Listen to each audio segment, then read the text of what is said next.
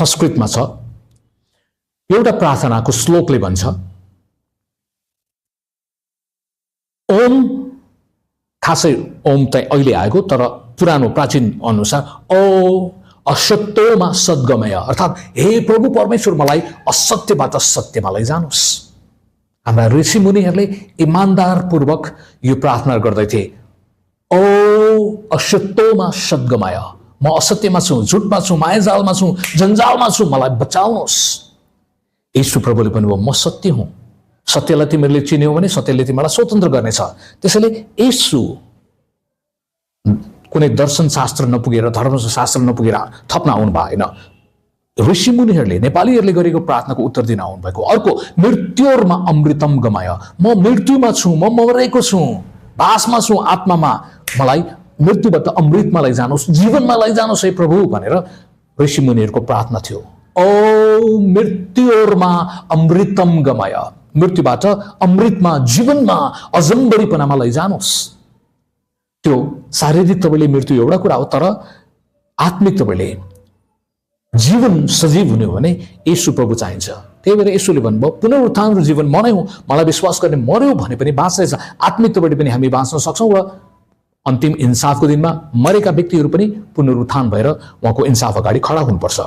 अर्को, तमसोमा ज्योतिर्गमय, ओ तमसोमा ज्योतिर्गमय, अर्थात् मलाई अँध्यारोबाट उज्यालोमा लैजानुहोस्। हाम्रा ऋषि मुनिहरूले इमानदारपूर्वक त्यो अदृश्य परमेश्वरलाई प्रार्थना गर्दैथे। उनीहरूले स्वीकार गर्दैथे, म मृत्युमा छु, म झुटमा छु, म अँध्यारोमा छु, मलाई उज्यालोमा लैजानुहोस्। येशू प्रभुले यूहन्ना 8:12 भन्नुभयो, म संसारको ज्योति हुँ, मलाई पछ्याउने अँध्यारोमा हिँडुल गर्ने छैन, तर त्यसले जीवनको ज्योति पाउनेछ। त्यसैले ज्योतिर्मय परमेश्वरलाई विश्वास गर्ने राष्ट्र, व्यक्ति, परिवार ज्योतिर्मय हुन्छ। उसको ज्योति, उसको चमक, उसको आशिष दुनियाँले प्राप्त गर्न सक्छ। नेपाल स्विजरल्यान्ड जस्तो बन्न सक्छ भनेर मैले भन्नुको एउटा कारण के हो भने, पश्चिमी मुलुक अमेरिका, युरोप, क्यानाडा, बेलायत येशूको ज्योति पाएर उनीहरू चम्किएको हो।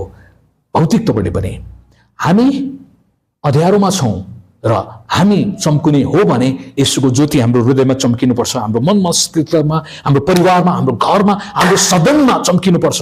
सदनमा पनि चम्किनुपर्छ। अनि सदनमा चम्कियो भने पोलिसी मेकिङमा येशूको ज्योतिर्मय कुराहरू आउँछ। नत्र हाम्रो पोलिसी मेकिङमा अँध्यारो कुराहरू आएको छ। मेरोलाई, हाम्रोलाई, आफ्नो गुटबन्दी, यदि ज्योतिर्मय परमेश्वरलाई हामीले पछ्यायौँ भने हामी पनि ज्योतिर्मय, प्रेममय हुन्छौँ र यो व्यवहार गर्न सकिन्छ। त्यसैले यो देशको मुहार बदलिने हो भने जेनजीको बाहिरी आन्दोलनले मात्र हुँदैन साथीहरू।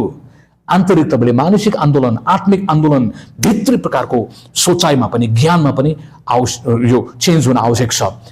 सामान्य